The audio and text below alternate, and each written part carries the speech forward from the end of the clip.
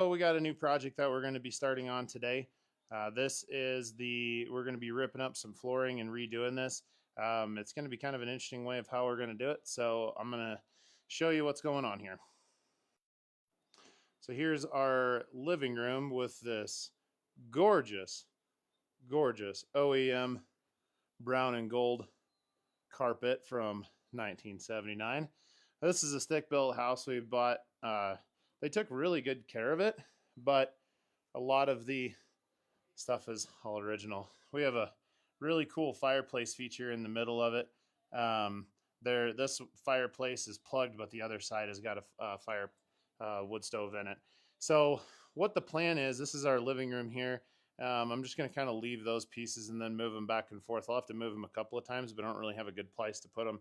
So what the plan is we're going to start in this corner. We're going to rip all this carpet out, and I'm going to take a look at what the subfloor looks like underneath. Sometimes I like to prime the subfloors, but I think out here it's not really going to be make sense because the underlayment is got a waterproof shield on it, and then also the laminate. We're going to redo this with all laminate flooring, and so once that laminate flooring is waterproof as well, so it doesn't really make it's just kind of wasting some money priming it, in my opinion. So what I'm going to do is I'm going to try to go out to here and end kind of right at this hallway right here, and I'm just going to dead end the planks so that then basically when I can tie right into it and continue on with the next run. So this will all be one continuous floor through here. So that's the plan. We're gonna I don't know if we're gonna have to pull base trim or not. Typically I do, just because then I can get it reset, and with a brad nailer it's not that big of a deal putting it back up. And then we also have a baseboard heater there, which I might just update and replace. We don't even use it, so the question really comes into whether or not we need it here, but it's good for a backup source of heat. So here we go. All right, so we ripped out all of the carpet here. Ripping carpet out, really, if you've never done it before, it's really not terribly too tough. A lot of the times carpet will have these seams in them. So you can either grab one of those or pull the trim off and then grab it from the end, and it pretty much just pulls up. What it looks like is, there's these tack strips, and you got to watch their sharp tacks, but you just kind of grab them and you just give a yank and it pulls right up. So I got to go and pull all of these tack strips yet, but I pulled the tack strips all the way around. So we're just going to go through, get some cleanup done. Also, I cleaned up and threw away all this underlayment here. So that's all been packaged up, because you can see, like, if you pull the carpet up, carpet always has underlayment underneath of it. So you got to roll the carpet up, like there's our roll of carpet, and then pull all that underlayment, and that underlayment you just throw it away. So we had two baseboard heaters. They were 8-foot baseboard heaters. There's one there and there's one over there on that side. So what I did on those was I unscrewed them from the wall, and then made sure that took my tester to make sure there was no power on them, and then I chopped them flush, put a wire nut on them and tape that wire nut, and then I just push them down like that. That way kids can't get into them at all. So, and they're not going to touch. We're not going to have any accidental contact. So yeah, so we're going to go through and get all this vacuumed up next and go from there. So I did want to show you one more thing to watch for. So typically so this is called subfloor. So typically there's 2 layers of subfloor, and so I always look for stains in the top layer of subfloor, because that usually can give you an indication of whether or not you've got a leak. So when I was actually over here, you can see there's a pretty good stain that's right here. And when I was feeling here, it almost kind of felt like it was a little bit wet. So I got this moisture tester, and so I can shove that into the wood. So you can see that this is 6.8% moisture. That's reading low. So what I want to do is I want to compare that to something that's, say in the middle of the floor that wouldn't have any moisture.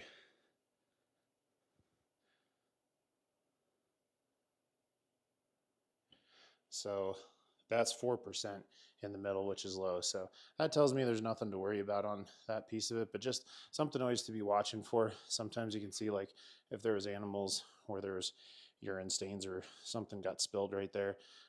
But just especially around your perimeters and your windows, always be looking for stains. So a lot of time there's staples that are still in the ground in the subfloor, and so I like to go through and pull those out, and then that way we can go through and vacuum this subfloor up really good. I've just got a little magnetic bracelet, and then you can just gather all those up, wear some anti-abrasive gloves, and then you can just run your hand over and you can feel where they're at. There's another one right there. You don't have to do this, but it's a good practice. So the other thing I like to check is just to see how level the floor is. So like I'll put a this is a 6 foot level. I'll put it into the corner there, and then you can kind of sit back and see how level it is. Which the floor itself is level, but you're more so trying to identify where gaps are. So comparing that versus moving it out here to where there's no gap. But the floor looks really level, so checking corners, middles of sheets of subfloor. Like right there, there's a little bit of gap. Since we're using laminate, they call it a floating floor because it all connects up together. And we're also putting underlayment underneath of this. It's not that big of a deal. I'm looking for bigger gaps, like where you go along the edge there. So again, over here where we think this water spot was, and go over here, and actually that looks really good. So I'm not too concerned about that. Let's go over to this corner and check it out.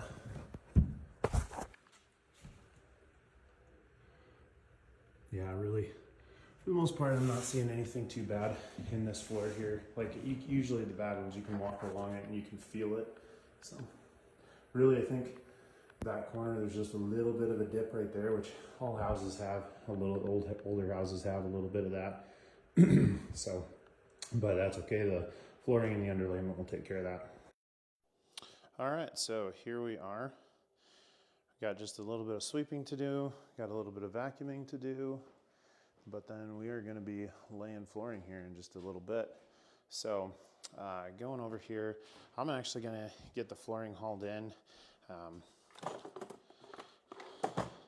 So these things, if you've never seen them, these things are crazy handy. So what they are is they are a laser measurement. So you can see the pointer on the wall over there. I'm going to put this, you just put it up against the wall over here. Then it'll tell you 16'8" and 15/16. And then we're gonna go over, so that's 17 foot. So that's gonna get us the square footage, multiplying those together, that we're gonna need. I'm gonna go get that stuff and get it hauled in.